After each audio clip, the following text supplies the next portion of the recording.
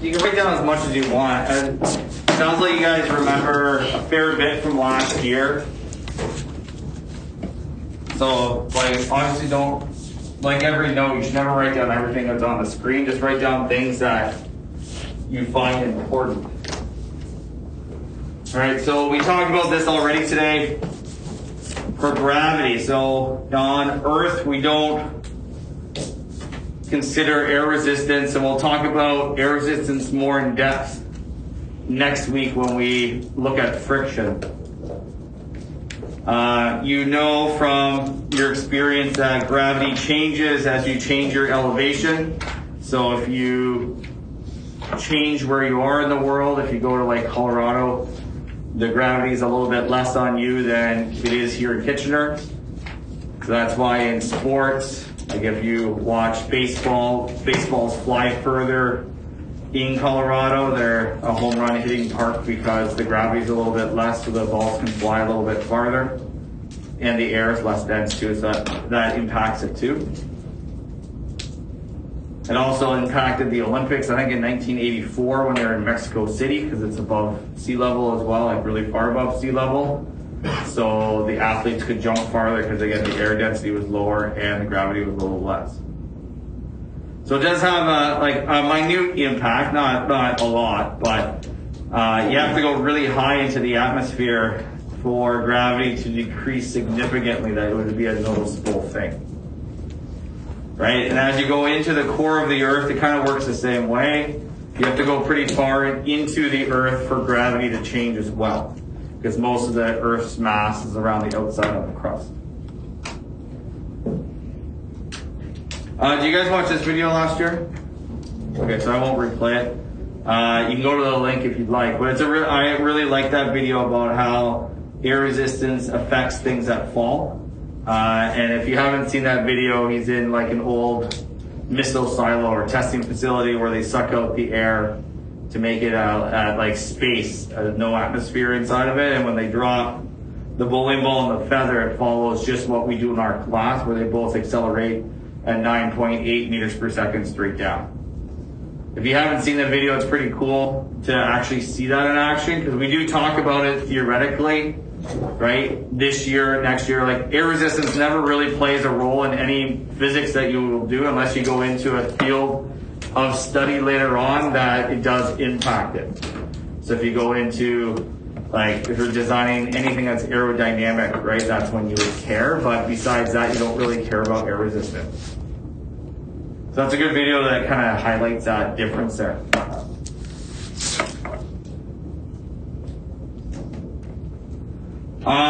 This slide here, I don't know if you guys talked about this last year, but it has terminal velocity on it, or this topic here, terminal velocity. So when you do fall through the air, you do hit a maximum speed.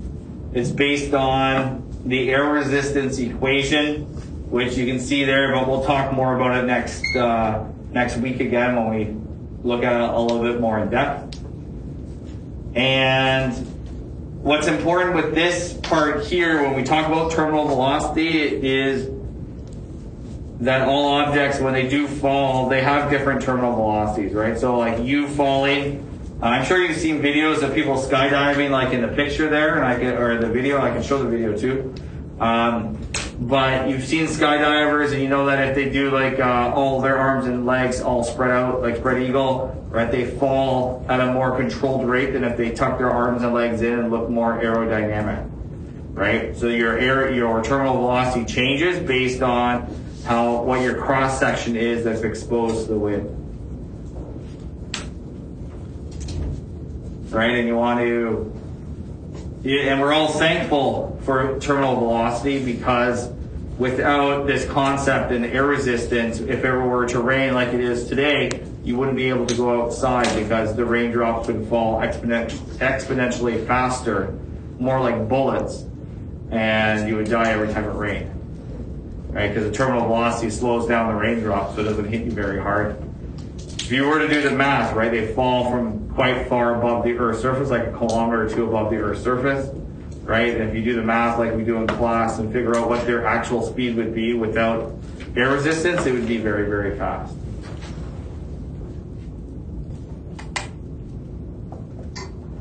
right? Yeah. We'll come back to the videos. We can do that. We can watch videos as they're break later on. And then just the term for projectile is anything that flies through the air without any engine on it, or aerodynamic features that causes it to stay in the air longer than it should. So a frisbee, which I have up there, right, flies through the air. Frisbees create a difference of pressure on the top and the bottom, like an airplane wing or a spoiler on a car. So they can float in the air longer, and so they don't follow our idea of projectile motion. They use Bernoulli's principle to fly, just like a wing does. Bullets do fly through projectile motion. They don't have any extra lift or anything. They cut through the air very well, and they fall at the same rate as if you were to just drop it. And then I put a soccer ball up there because every sport, any object in a sport, it follows projectile motion, except for the discus, because that would be a frisbee.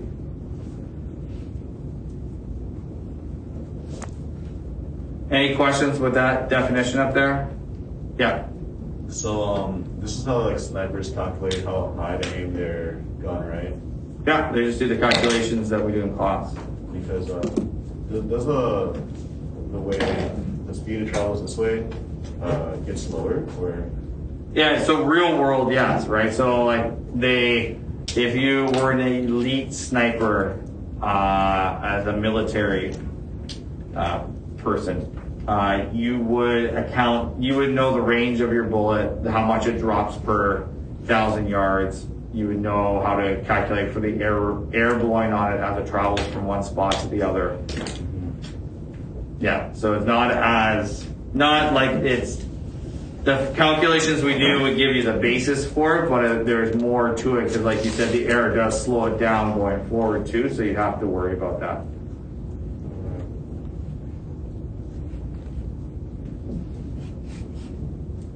It's not something I think they worry about in video games when they design the snipers in video games. Kind of true. Just much realistic. Depends on what game you're watching, I guess, or playing. So they also have, like, if you look at a sniper scope or a hunter scope, right? They have the target, and then they have lines down below the target, and that's like your drop rate for every 100 yards or something like that. On video games, it's called a bullet drop. Okay. Most games, you kind of have to aim higher. Yep. How far away you Yep. Yep, you do definitely.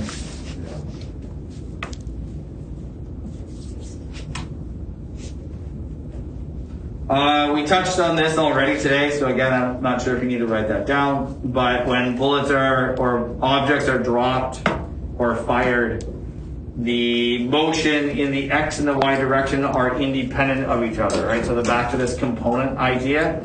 So it doesn't matter how much horizontal speed you give an object, it's still gonna fall at the same rate as the object itself if it was just dropped. Which is kind of a weird concept because you'd think because it travels a farther distance that it should stay in the air longer, but it doesn't.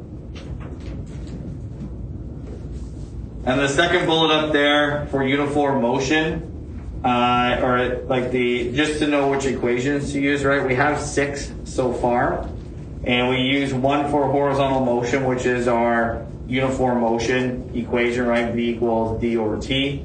And then the 5 acceleration equations are only used for the vertical part of our calculations. And as we mentioned already, right, the acceleration is 9.8, unless you're on a different planet, in which case it would not be.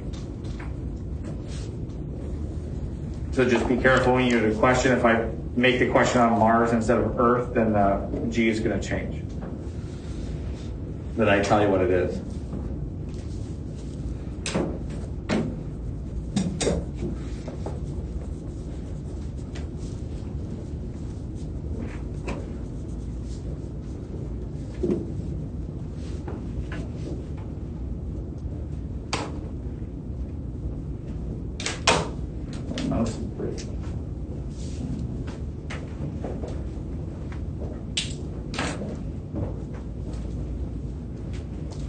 Okay, any questions with the theory side of projectile motion?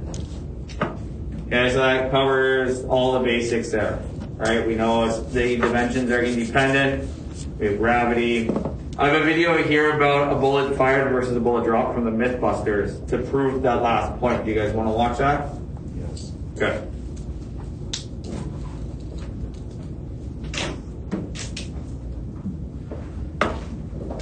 It is a weird concept, right? If you go out to anybody on the street who doesn't know about the concept of projectile motion, most people would predict the one that you fire from the gun should stay in the air longer.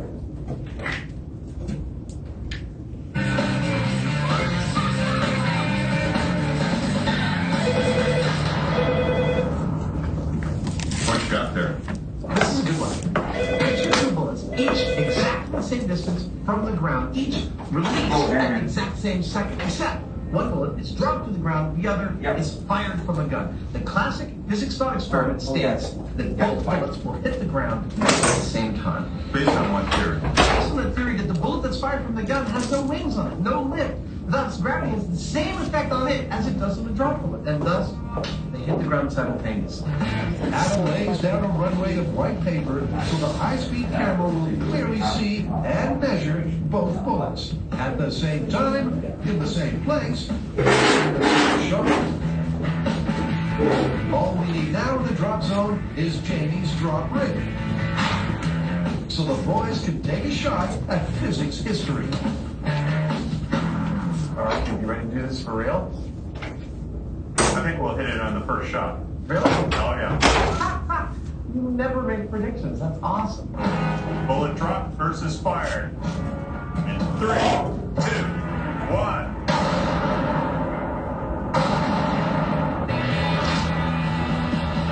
But from 360 feet away, the boys can't see exactly where the fired bullet landed. Let's go see what I hit.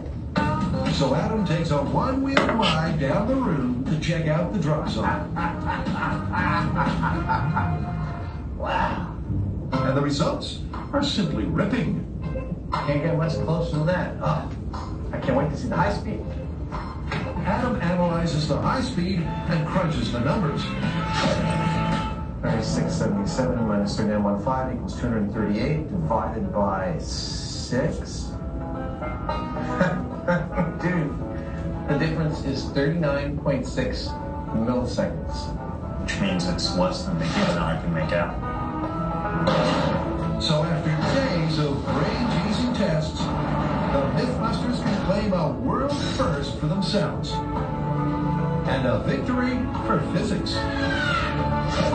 Let me put 39.6 milliseconds into some perspective for you. When you go to the movies and watch a projected celluloid film on the screen, you know that that film's made up of individual images, right?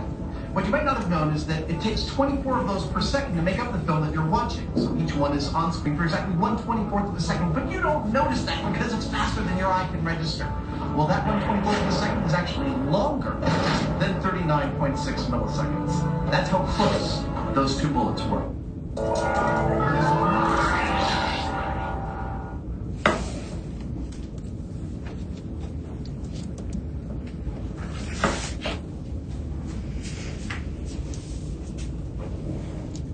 All right, so I just kind of proved the point on the last slide.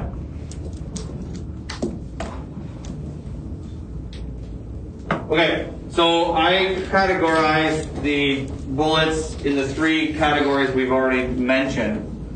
We have the bullet being dropped, the object being dropped, the object being rolled off a desk horizontally or horizontal launch, and then when it's launched on an angle.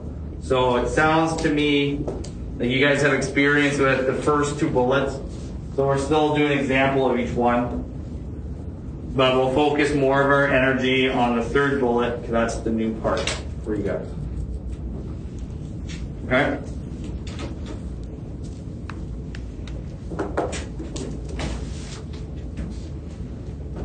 So when you're problem solving, right, like this is kind of how you have to start organizing your information. When you read a question on a test or in your homework, right, you got to be able to take the words and categorize it into one of these 3 bullets here.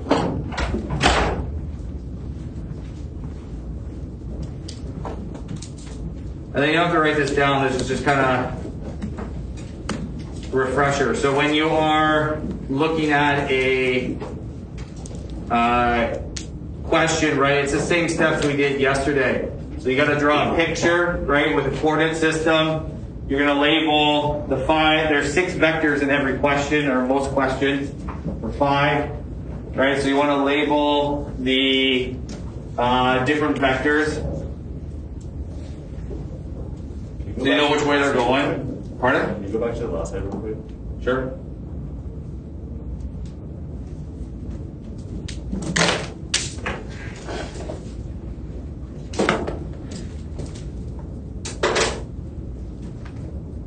Actually, I'm gonna.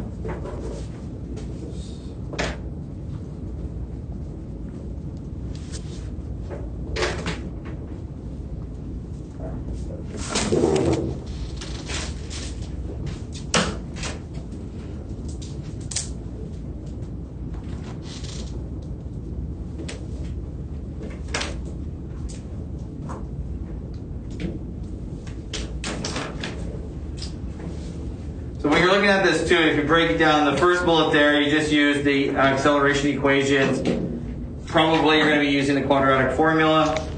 The second one involves 2 steps to it, where you have to usually find the time it's in the air and then how far it goes. So it's usually a 2-step problem. And then the last one combines the first 2, where you're going to use the quadratic formula usually to find time in some regard, and then find how far it goes. That's kind of like your typical question. You'll get there's a very unique question, just like in our last unit.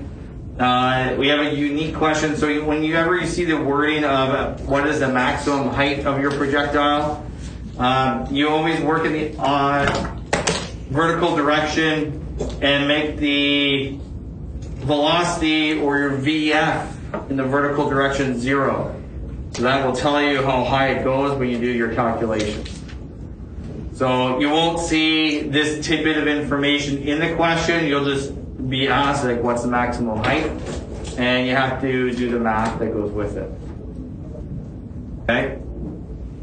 One thing I sometimes see students do too, so don't be the student, is that sometimes in questions, and I understand why, but because we're going to be looking at, say, a golf ball being hit from the top to the bottom, sometimes students like to find the time it takes to fly to the maximum height and then multiply it by 2 to get how far it actually goes. Or if you, in part A, you have to find the maximum height, and part B, you find how far it goes. They try to use the same information. We know that parabolas are symmetrical around the vertex, right? The left side is always the same as the right side, but it's not the same in terms of the time when your launch position and your landing position are at different heights. Because if you looked at my little diagram up here, right, if the vertex is highest point's right here, right, it's going to go up here, but it's going to take a longer time to fall down on that side over there. So it's not symmetrical. So if you find the time to the halfway point and multiply it by 2, you're not going to get the right answer. Just as like a tidbit of information, because I do see that a lot, more often than I want, I guess.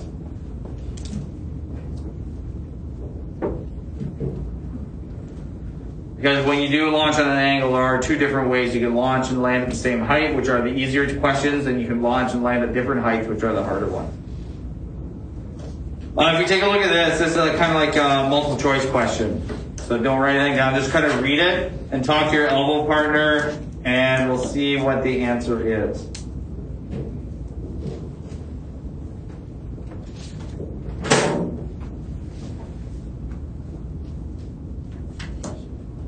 Take a moment to discuss.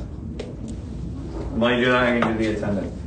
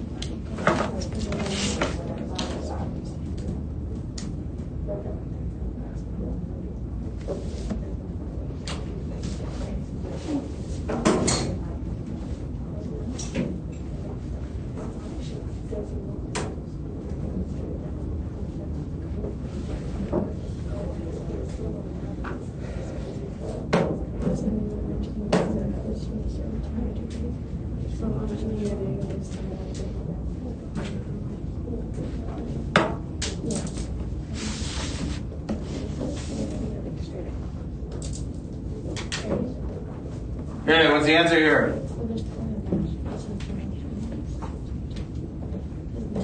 Brennan? Good. Everybody was good with C? Everybody pick that one? Oh, I switched my mouse location. How about this one? What's the answer to this question?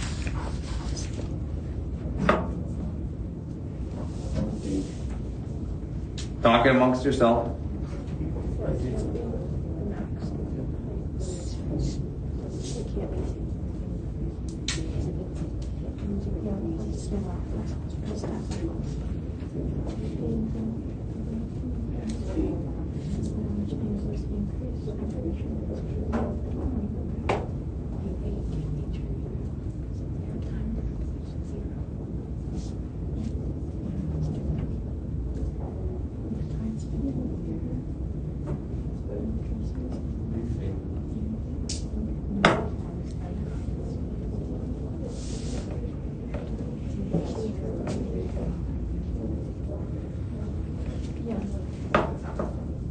All right, what's our choice here? Anybody choose B?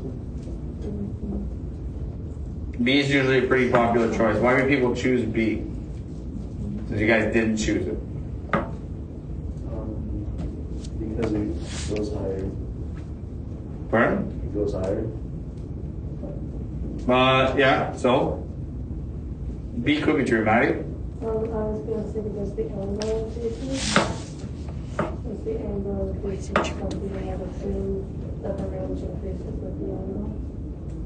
Yeah. When is B true? Because not true all the time. When is B true? What conditions would it be? Jake? When the golfer is hitting it at different speeds. Different speeds, yeah. And what else?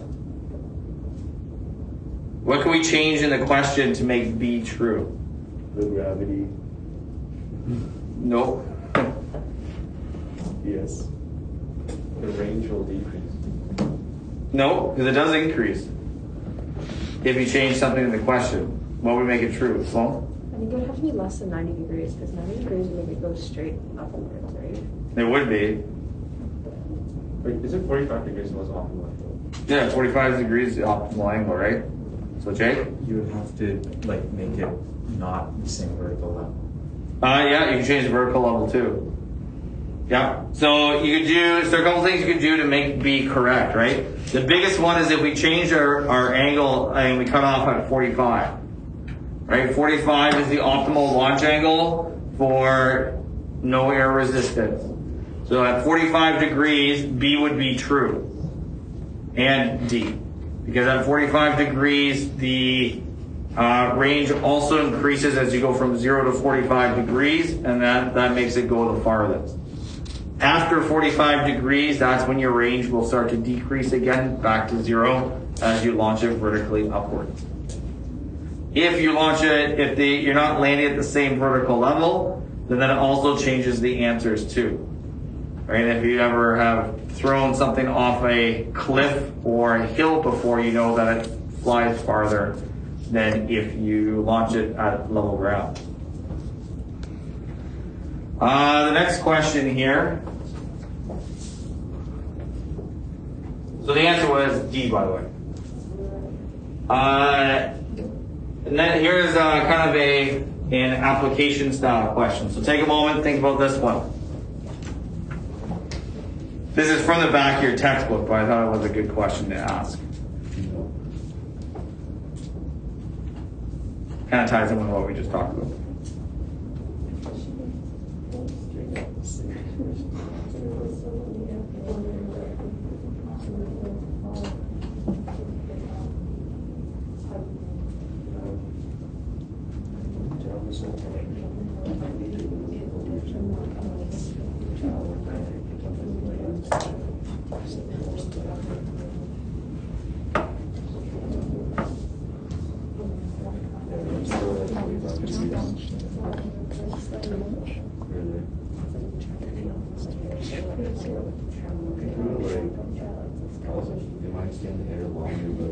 Like if you throw it at 90 degrees, it'll go like really high mechanical release if it's stable.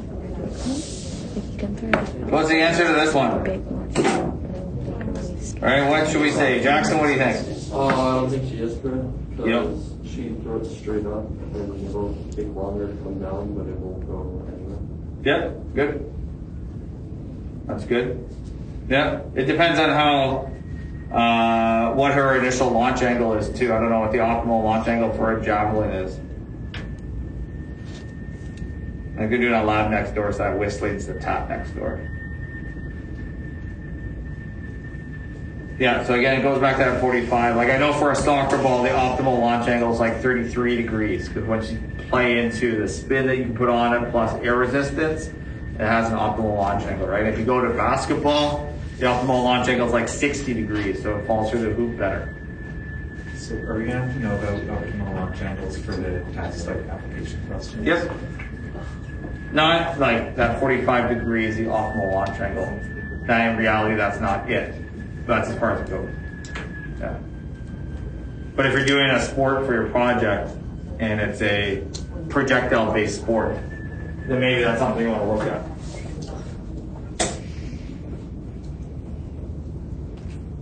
Okay, so this is another type of question. All right, we're working on our now under application style stuff. So if we take a look at this,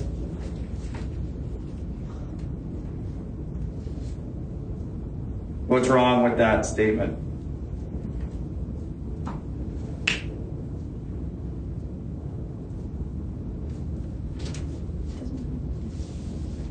What do you think?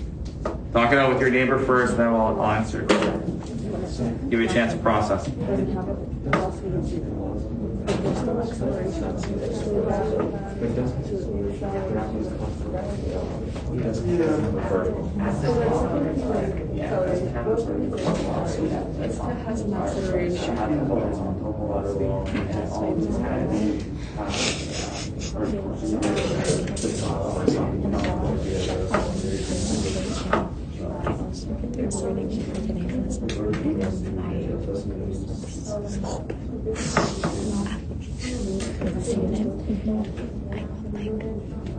Just over 50, 50 something, 50 something, over 60, actually probably just as 60, I did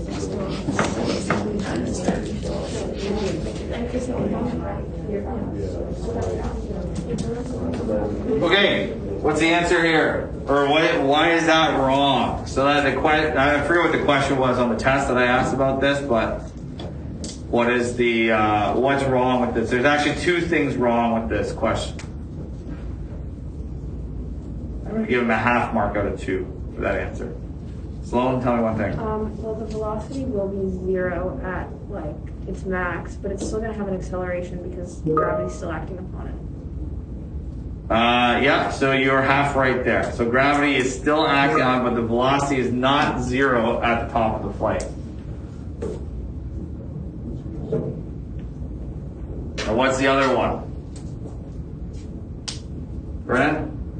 When the soccer ball is at the top of its arc, it doesn't have a vertical velocity, but it still has a horizontal velocity. Yeah, good. So at the top of its flight, right, because it's kicked down the field, it's not kicked straight up in the air, right? So it's still going to have its down the field velocity at the top of its flight, but its vertical velocity is going to be 0. Does that make sense? Right? So, this is what we're working on, right? We recognize this as a weakness. I think I have another one up here too. Well, I have 2 more. B, acceleration only occurs when an object changes speed. And C, the vertical components of the velocity vector in projectile motion. Oh, we can't, don't worry about C. We actually haven't solved any problems yet. So just look at B. What's the answer for B? Yes, because when it starts from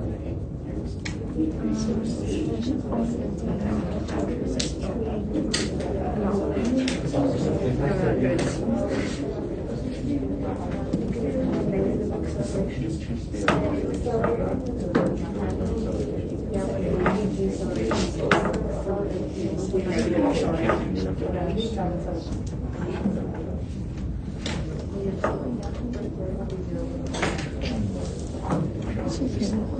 we can break the car. This acceleration, just acceleration backwards.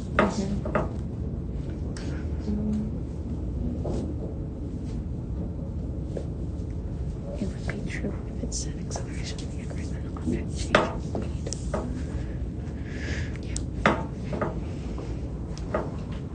Okay. What's the answer for B? What do we say? Ethan, what do you say? I say that if the object can decelerate, so it can lose speed like that, and so the object is going to be increasing in speed for it to have an acceleration. Yeah, good. That's one answer. What's another one? One more. Patty? Acceleration still occurs when an object is in free fall, so it's not increasing speed. It would be decreasing if you throw it up, but increasing if it's falling down. Right? It's in free fall. Or if it had terminal velocity, it wouldn't be accelerating. Mariana? So the gravity down isn't acceleration. No, gravity down is acceleration. So in that case, it would occur, the object would increase speed, right, if it's falling. Right, so that would be true if it's going down, but if you threw it up first, then the upward part of that statement wouldn't be true. They'd be slowing down when you throw it up, right, until it hits its vertex and it speeds back up. What's the last one? One other thing. Eric? I think it can increase and decrease at a uniform velocity. At a uniform rate? Yeah. Yeah, not uniform velocity. That doesn't go together. One other thing in there we're missing.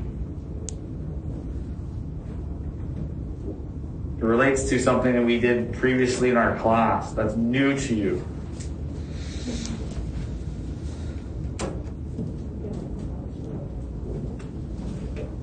What's the other one?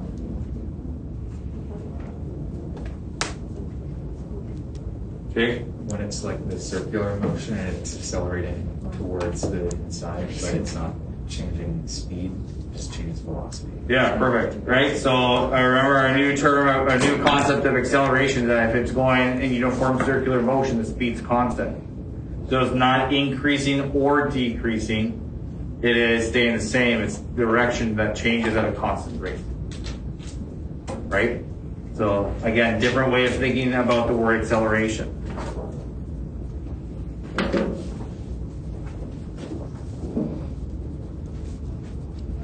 All right, so let's take a look at some questions here. So this falls under criteria 2.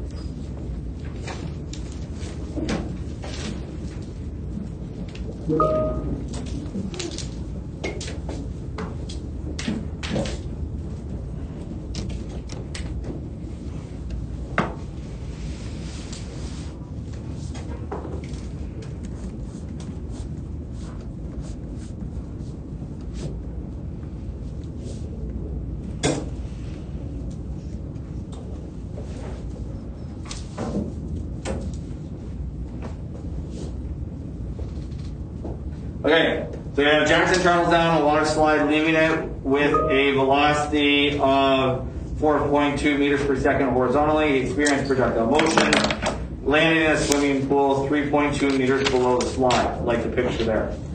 How long is he airborne? How far does he fly? And what is the velocity upon entering the pool? So when we look at this question, just so you know, like I broke it down because today's our first day doing it. In traditional sense, I would just ask you B, but you can't do B without A. So that's something that you'll grow to know if you don't already. And C I threw up here because I know I saw it in your homework questions. I may ask you C on a test, but probably not. But I wanted to show it to you anyways, just to make sure you knew how to do it, if it ever came up. Okay? So if we take a look at this, I'm gonna work on the blackboard over on the other side there. So move my camera over there. Now let's do this together. So, going through our problem solving steps, right, for a level 4+ answer. Step 1 is to draw a great picture. So here we go. I have my water slide. Here's Jackson flying off the water slide. And we know that it's falling down and into the pool below. Okay, so we have a nice little quick sketch of what's happening. In technical terms, this is called a system diagram because it's showing you what's happening in your system. So a little bit different in the variables today too. So what did you guys use last year for the vertical one? You remember in projectile motion? Did you call it delta dy or just delta y? Yeah, delta dy. Delta dy, okay. So we have delta dy going down. We have delta x going this way, or delta dx going that way. So we have our two displacement vectors labeled in the right direction. We have our VI vector going horizontally. So as we know, Jackson's just flying off horizontally off the water slide here. And we have our acceleration, which is AY going straight down. So we label as many vectors as we can in the problem with the letters, right? No numbers involved here. The second part of the problem, right, is our compass system. So I will always say the direction of motion is positive, so forward is always positive, so I'll just put positive x there. And then my positive y for me is going to be down, which for you might be up because you're used to saying up. But because two of my three vertical vectors are going down, I'm going to make down positive.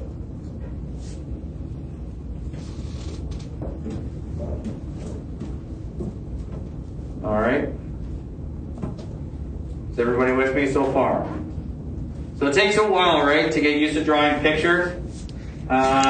Please draw one for everything that you do and draw it big enough that you can label it properly. I saw a few two-dimensional displacement things yesterday that were really small, and they weren't very helpful when you're making it like micro small. So it takes practice. Okay, next thing is our table of values. So how I attack a problem, again, not the way you have to do it, but as soon as I see it's projectile motion, I know that there's 7 variables involved. So I make a table of values with all 7 variables in it, and then fill in what I know based on the question.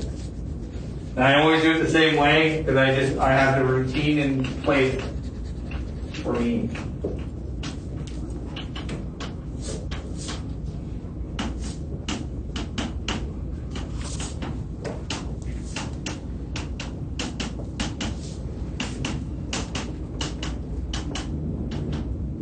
So I have there's looks like 8, but there's 7 because time is scalar.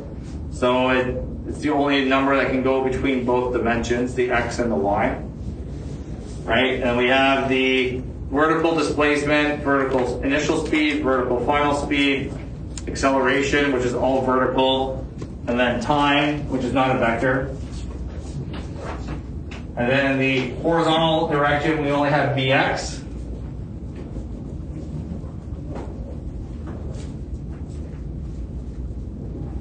So it's not like Vix and Vfx because there's no acceleration there. It's just whatever we start with, we have throughout the whole problem.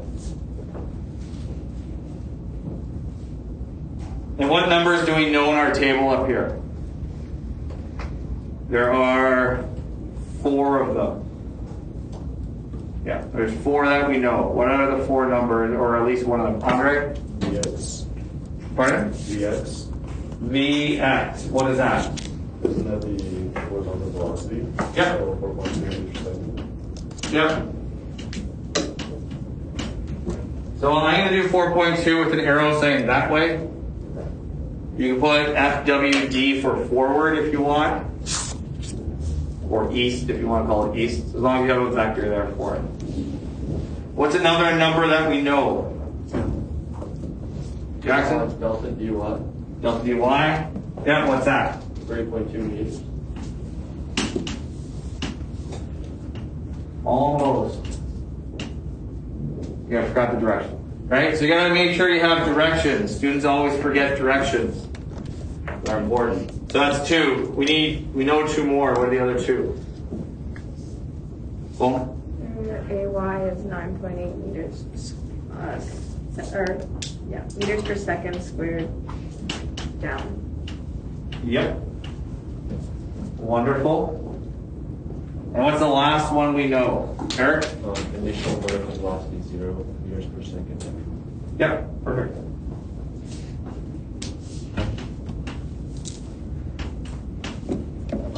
All right, our initial vertical velocity is 0 because he's fired horizontally.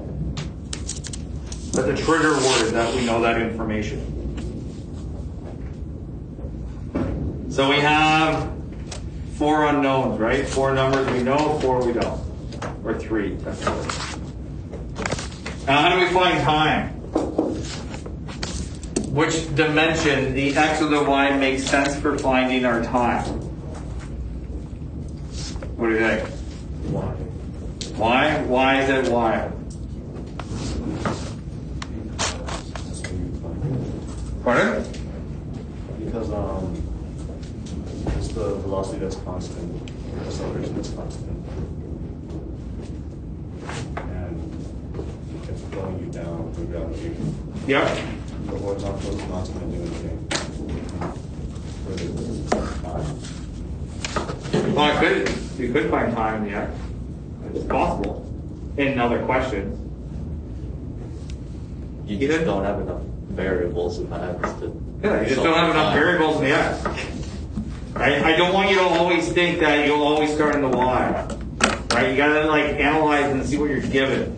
Because I know based on experience that some of you will get by memorizing a process. Like I do this first, then I do this, then I do this. But that's not how questions work, because I'm giving you this information, but I can give you a different set of information next time. And it might be enough to find the time in the x direction, but if you always go in the y, you won't have enough information, then you start panicking. I've seen this lots of times before. So take a look at your table of values, right? And look at what you can do with the numbers you're given. Right, we're given 3 of the 4 variables we need to find time in the y direction and only 1 in the x. So we only have one choice, one equation. What equation is that? One equation.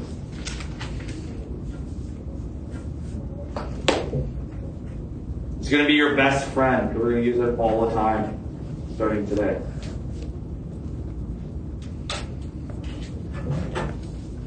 So if you know what the equation is? Is it 4? I think it is, yes. What it was, no. Delta T equals BI, delta T plus 1/2 acceleration, delta T squared. Yeah, perfect.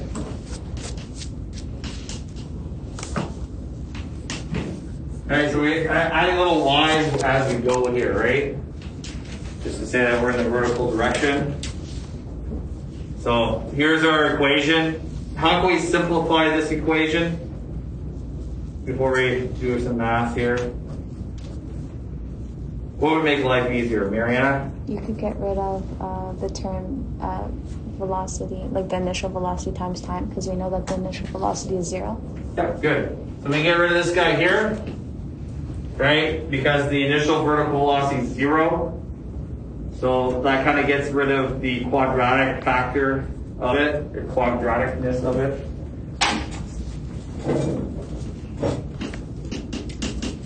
When we launch at an angle, that will not disappear. And it just makes the question longer. Okay, so we have this. I always forget my arrows. If you forget your arrows on a test, I probably won't care either. Just, don't panic. How do we find time here? Let's rearrange this one.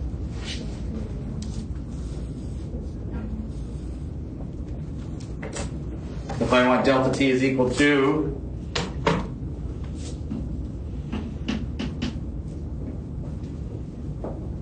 what's it equal to?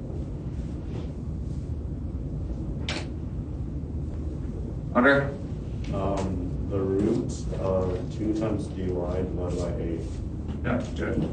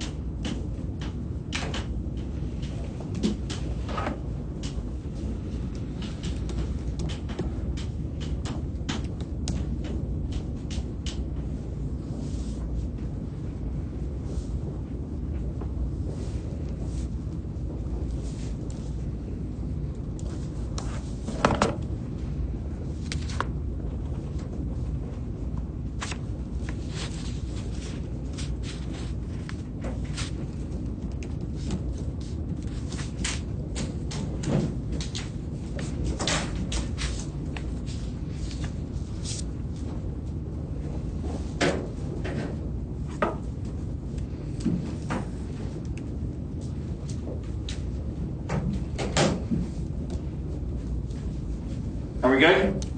Make sense? Good. How do we find B? Eric? You just do like distance with velocity times time. Yep. Good.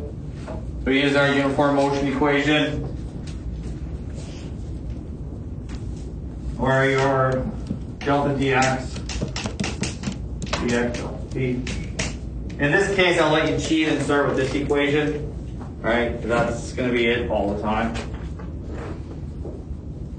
And we know time, so we can find and we know the speed, right, 4.2 meters per second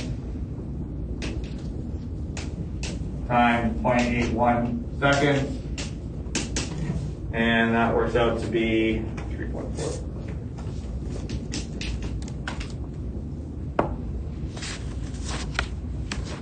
So he lands 3.4 meters away from the slide. Ashley.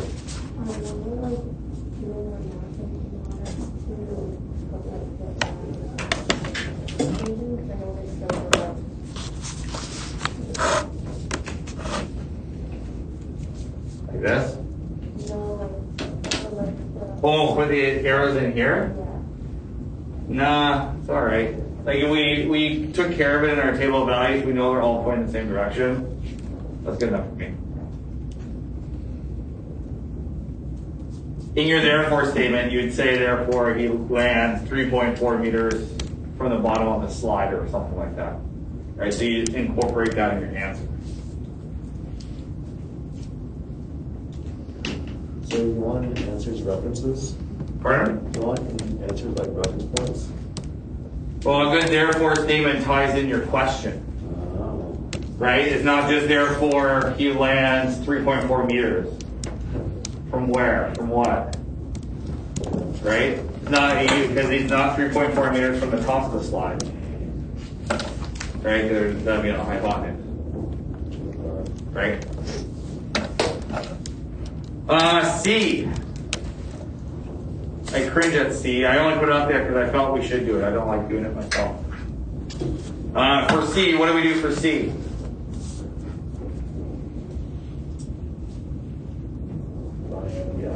I'm going to go back to the whiteboard over here.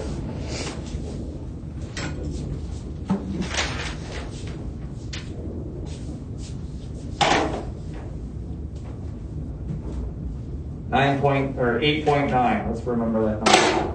How do we find C based on our information over there? This puts together everything we've done today. Ashley? Yeah, and how do we do that?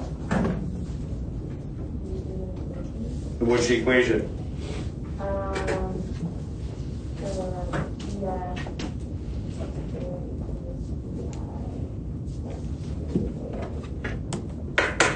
Yep, perfect. So step 1, so for C here, step 1 is going to be exactly what you said. Awesome. So we're going to use this equation here, right? So that would be equation 1 from our list yesterday, to find the final velocity in the y direction. It's not the answer, but it's getting us there. So we have 0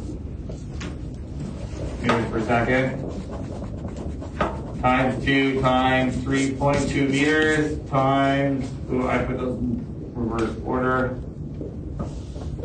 which doesn't matter. All right, so we're gonna do our math here. 2 times 2.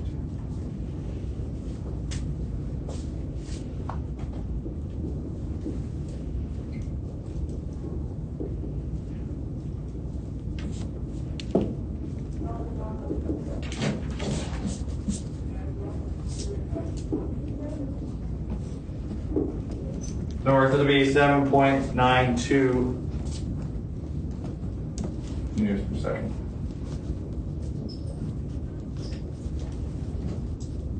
What is step 2 to find the impact velocity?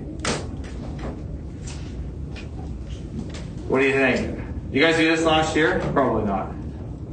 I'm going to feel no. Eric? That's a good guess here, but I think that has something to do with like sine and cosine law, and then it's like the Vx and the V of that form. It does have to do with the x and Vy, but not the cosine law or sine law. Jake? Do you do like the Pythagorean theorem where the y is 1 and the x is the other? Yep. Just like we did earlier today. All right, so we have, this is our Vf, right? We have Vfy, we have Vfx. All right, we have our components again, just like we started our day with displacement vectors. Right, so we're going to have our Vf. Our magnitude is x, Vfx plus Vfy. And that is, what was their speed, 4.2?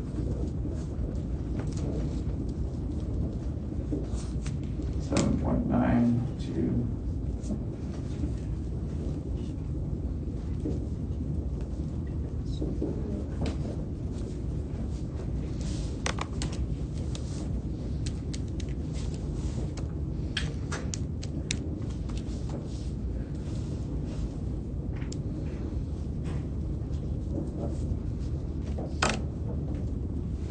That works with 89.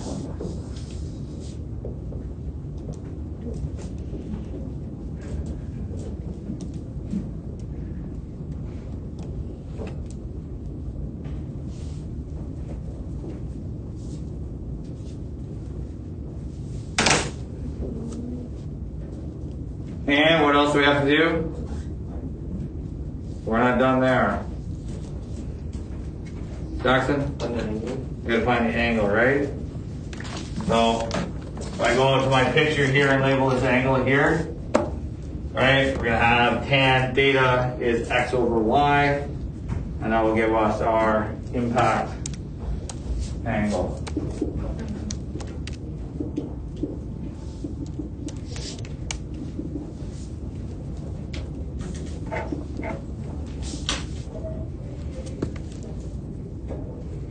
X. Oh, that's not it.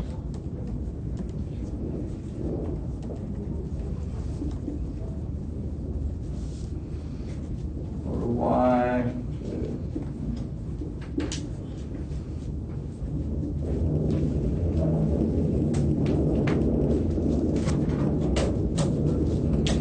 What does that work out to be, like 28? 28?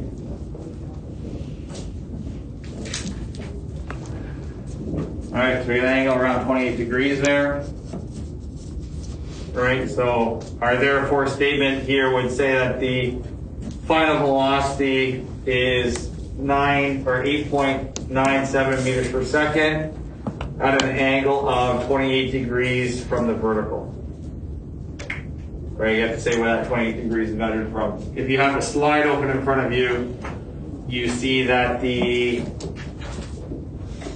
angle was like 62 degrees below the horizontal, which is the same angle, or same place. It's just measured from a different reference point.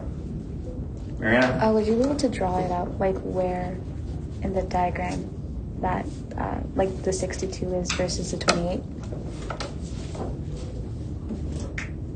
Okay, thank you. Yeah.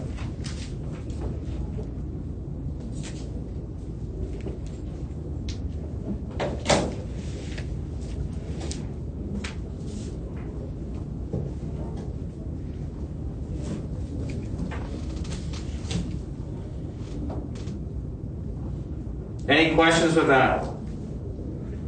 That was a longer question,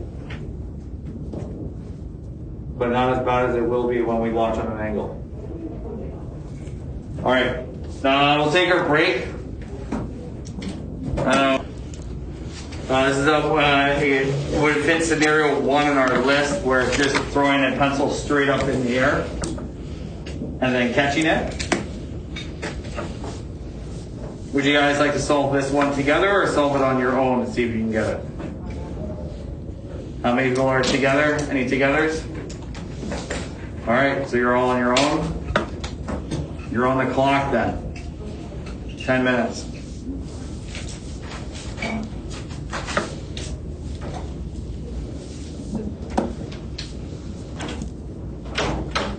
Is it just saying that the person below is tossing it off and the person on top is catching it? Yep.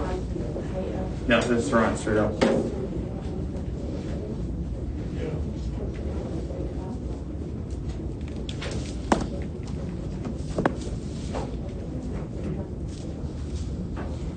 All right, I'm gonna check my email while you guys answer this question. Let me know if you have any questions though.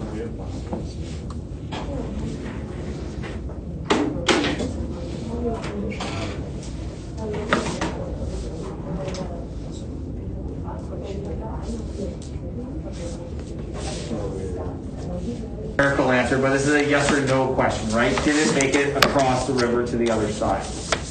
Right? So we have to come up with a game plan to attack this question to figure out if it made it to the other side. Because similar to the question we did yesterday, there's multiple ways to answer this question, and it's what makes sense to you. So I'm obviously going to show you one way, but it's not the only way to answer that question. And then part B, we'll cross that bridge when we get there.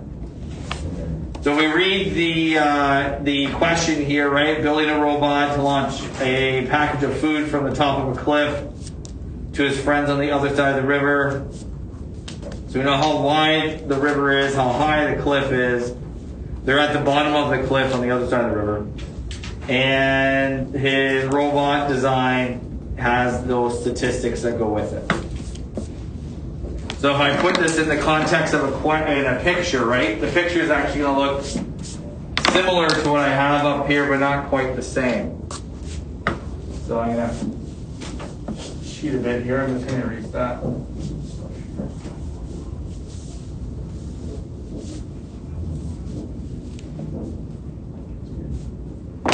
Okay. So, oops. We'll get back up here. We have our setup here. We have a cliff with water and then the shore on the other side. Right? We have the package, the food package is starting up here. It's getting launched at an angle. So my VI, that's really small. So my VI is going up, right, at an angle. I have my AY still going down because that's the only way it can go. Straight down. And then the package is going to go on a parabolic arc. Maybe land over here, but maybe land short in the river. We don't know. Okay?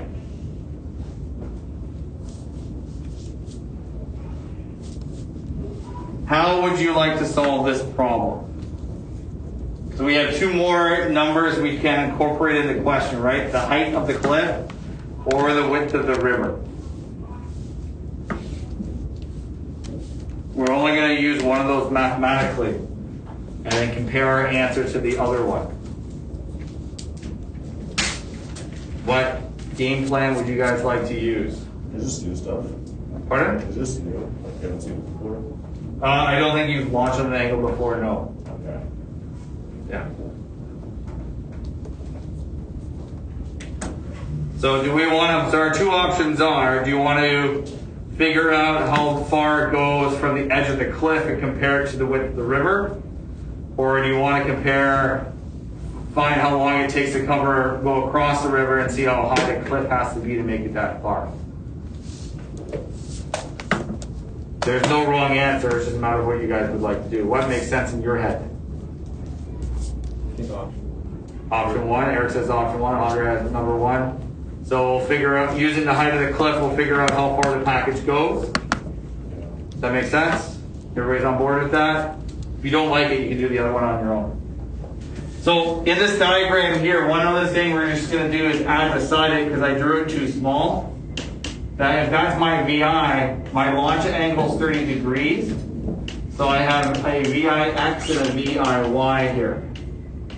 Right? So I have to break my velocity vector into components. Right? It's a horizontal component and it's a vertical one. If you drew a bigger diagram, because mine obviously is small, you can do it inside the diagram if you want, or you can just make it bigger beside it just so it sticks out more.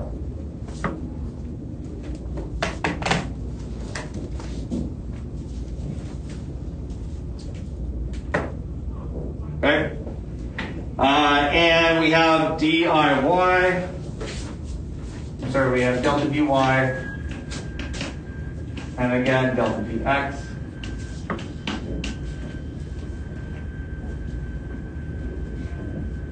And I'm just going to use a different color to make it stand out. We know the width of the river is 98.5 meters. So I'm putting that number in the question because it's not a variable in the question, it's a fact, right, that we have to find. Does that make sense? Okay, so we're adding, right, we have too much information again, so we have to kind of sort through how we're going to use everything. So we go through this. Oh, I don't have my compass, but again, I have one vector going up, I have two vectors going down, so I'm going to say down is positive again, just to make it easy on me. And then to the right is positive, keep that positive too.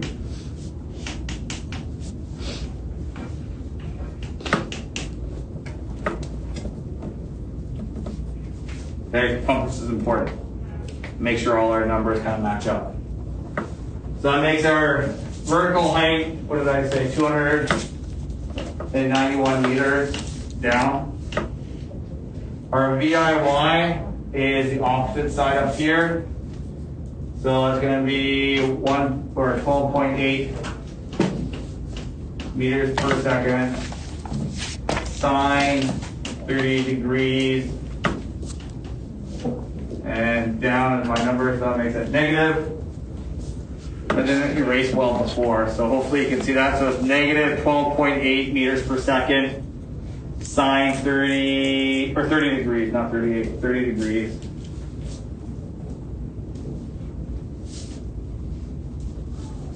VFY we don't know, but we also don't need to know it for this question. 9.8 meters per second squared. Down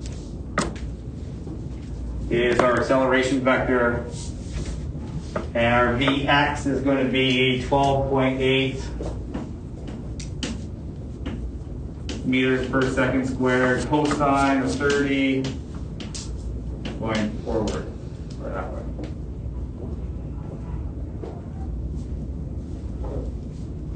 Any questions how we got all those variables?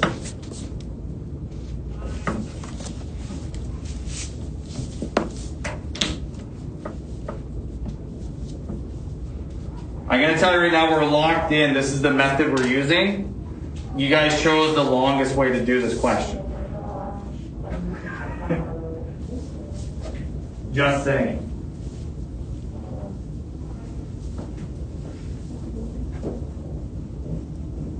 And the reason why it's the longest way is that in the y direction, we're going to be using quadratics. If we went in the other way where we put the width of the river in up here, it's a lot easier to find time and then going back and finding the height. You guys but no, we're locked in. I'm not changing it now.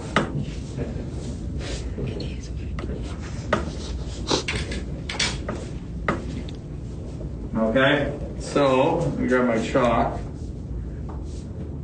So we need to find the time, right? To find the distance the package goes. That was our plan. So we're going to go same as we did before. So step one here, right? We're going to use the same equation we started our other one with.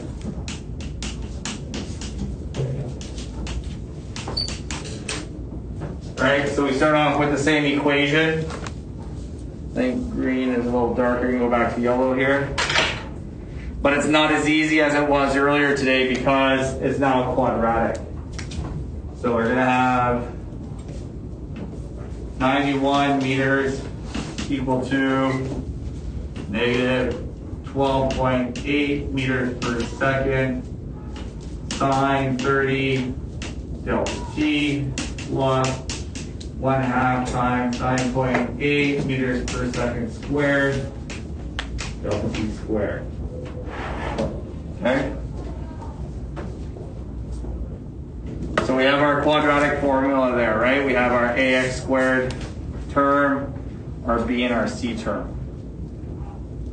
And if you don't do that, I'll rearrange it here so it pops out a bit better. So you have 4.9 delta t squared minus, what is that, 6.4 delta t minus 9. Alright, so if I just get rid of the units, I think sine 30 is 0.5, right? So 0.5 times 12.8, 6.4. Eric? So IY, and you did negative 12.8 meters per second sine 30 in the downward direction. Shouldn't it be upward direction? It's positive 12.8 meters per second sine 30 upwards. So it's negative downwards. Right, but don't we just keep the direction as possible, just add negative? Pardon? Don't we just add a negative in front of it, but the direction is still positive?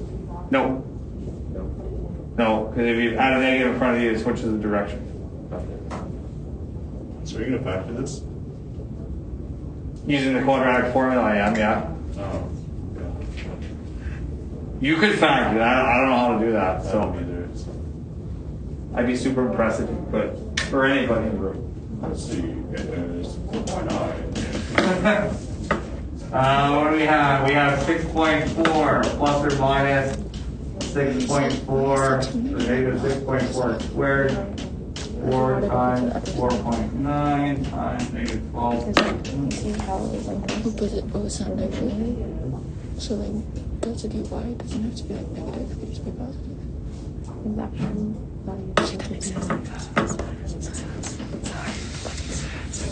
Many years ago, I taught grade 10 math, and I did notice from a physics perspective when you guys do quadratics in grade 10, where they used to there are a lot of word problems that had the number 4.9 x squared in it. And from a physics point of view, my watch is going to run better. It's because they were always dealing with projectiles, and that's always 4.9. All right, so we're going to get a time here. You're going to have one negative and one positive. What are the two times? If you have your laptop in front of you, it's so much faster. You just go to a quadratic website and type it in.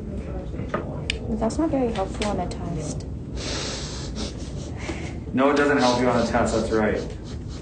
But it makes this faster. Very true.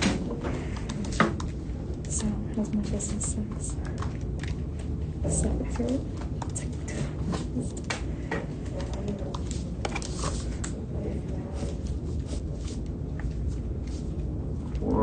9.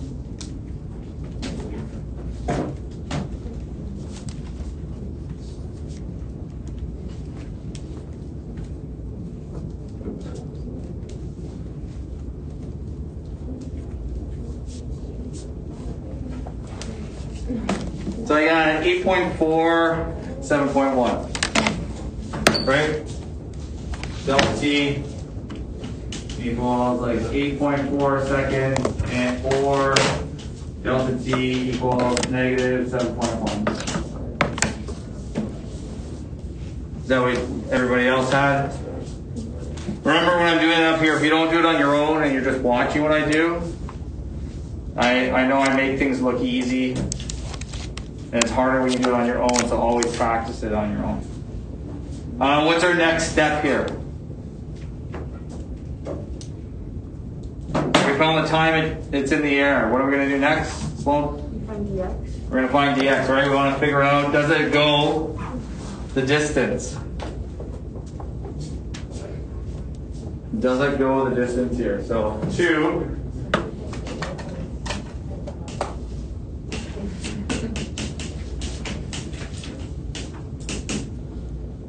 What do we have? We have 12. We find 30 times the positive time. Please make sure that when you do the question too, that you are working out both times. You'll see in the next example, sometimes you're going to have 2 positive times, and then you have to figure out which one's the actual one you have to use. So I find sometimes students get in the habit of just getting one positive one and thinking that's it. What's the answer here? How far does the package go? Eric, does it make it across? Yes, it is. How far does it go? 107.7. 107.8 meters? Yeah. Okay, so that's how far it goes. And I give there 4 plus therefore statement would be therefore the package makes it safely to the other side by a distance of whatever that is, 12.3 meters. Sloan, do you have a question? You look like you have a question. I got a different answer. You got a different answer? What'd you get? I got 93.1. Oh, sorry, yeah. I just went with it. So what is it, 93? Like just about 93. 93?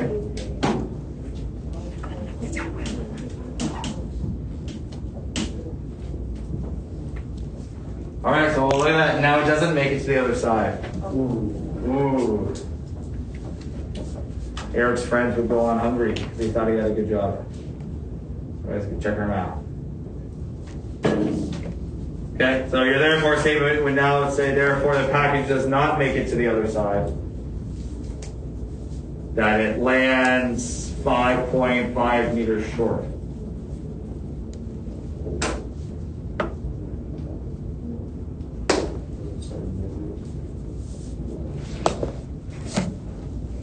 Now you got to tie in the width of the river somewhere in your therefore statement.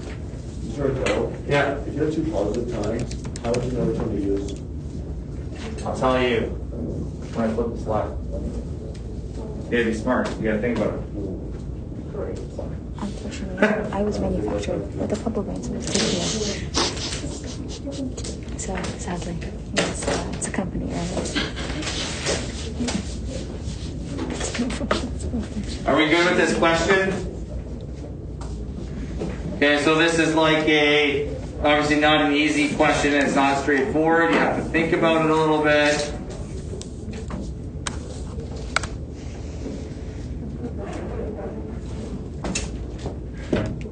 I think my next example, I don't think I chose a good one now that I'm thinking out loud here. I think I could have done it better.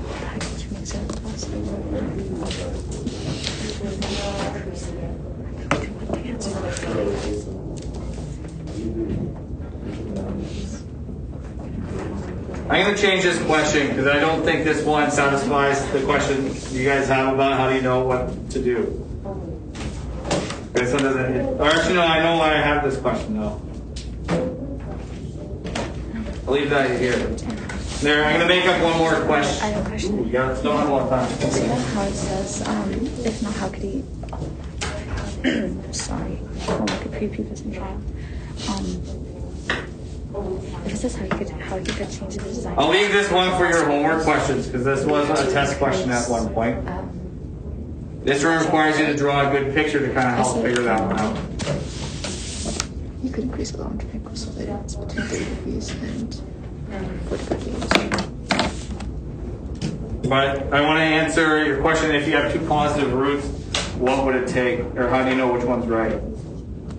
So, let me drop the screen. Maybe. Okay, so here's my question. I'm just making it up off the top of my head. Hopefully it works out. Okay, so how do you know if you have two positive roots? What one is the answer? So say I was golfing after school today, and I want to hit my golf ball. Here's the flag up here on the green. Okay, my golf ball starts down here on the fairway or whatever.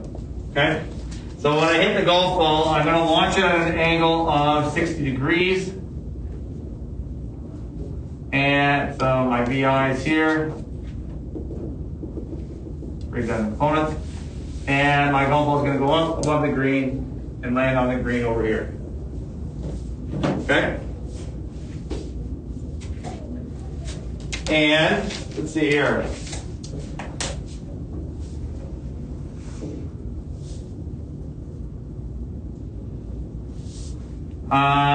The height of the green is going to be, I don't know, 2 meters, like 6 feet tall. Okay? So if I go through my steps here, picture.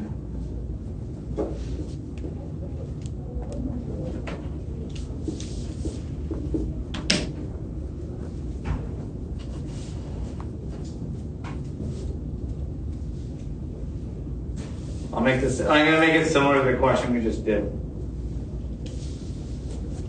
That'll make it easier. Okay, so let's see here. We have the height of the green. We have our initial velocity is, I have no idea, say 30 meters per second.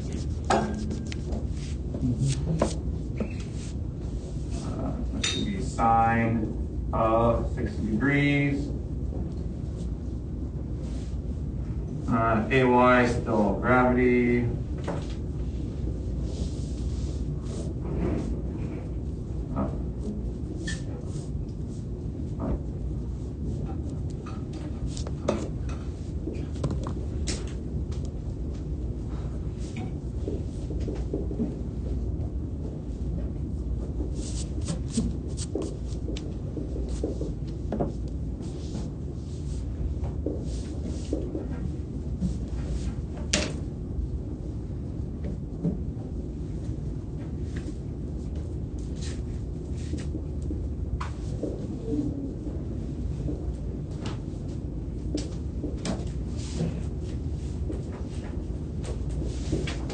Okay, so here's the question for we're hitting a golf ball. It's going to go land on the green, or I want to know if it makes it all the way to the green. That's the question. Okay, does that make sense to everybody? So similar to that one over there, because I don't know if it actually goes the distance I need it to go. And I didn't tell you what that distance is yet, so we'll just go with what we have here. Okay? So the whole point of this question, though, is that we're going to get two positive roots when we do the time, when we go through our steps here. Okay? And we're not going to go through and solve this. We'll just talk about it because we just did the math for it, and you can try it on your own in a second. But the point of the question is, we have two positive roots. Like, what do we do with those two positive roots? Right? So remember that the roots indicate when your object or projectile passes your delta y value of your question. So in this scenario that I have here, right, my delta y value is the top of the green. And you can see that the golf ball passes that height of 2 meters twice. Once on the way up and once on the way down. Right? So it passes the 2 meters right here. And then it's going to hit the 2 meters on this side over here. Are you with me? Okay, so when you do this quadratic formula business, right, what you're doing is you find the two roots or the two times that the projectile passes 2 meters. So it's going to pass it right here on the way up and pass it here on the way down. So this over here, you might get delta t is equal to, I don't know, 0.1 seconds. And over here, it's going to be, let's just say 1.2 seconds. Okay? So when you do your quadratic formula, you're going to get those two positive numbers. So you have to put them into context.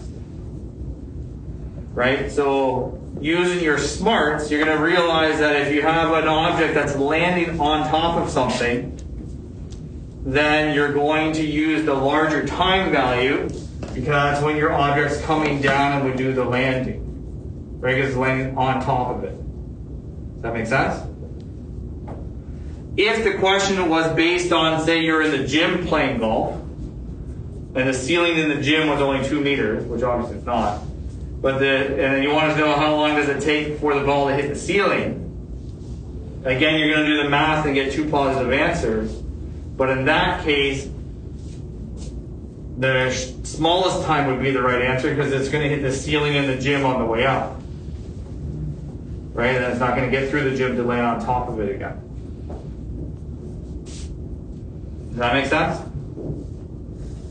So when you're doing the questions, right, if you do come across one that has two positive roots, then you have to look back at your diagram and figure out what that means in order to go on to the next step to find how far it actually goes. Right?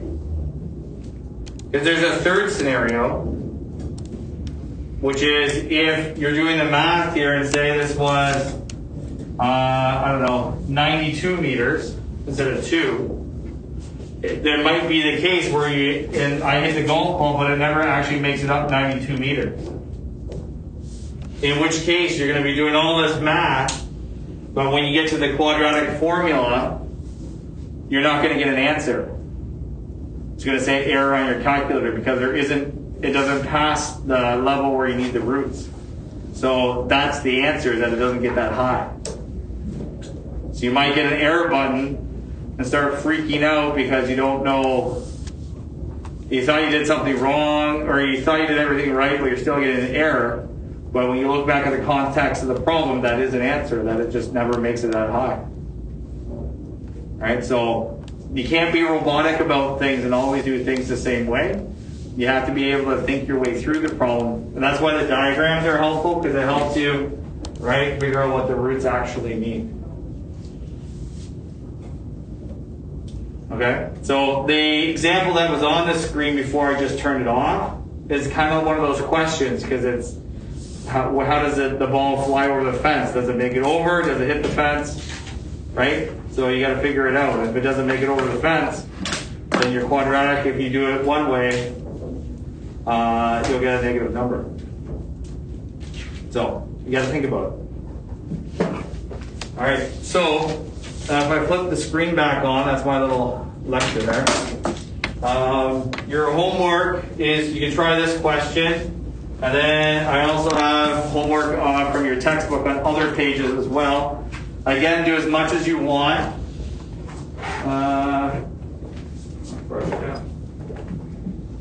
So I did do as much as you want on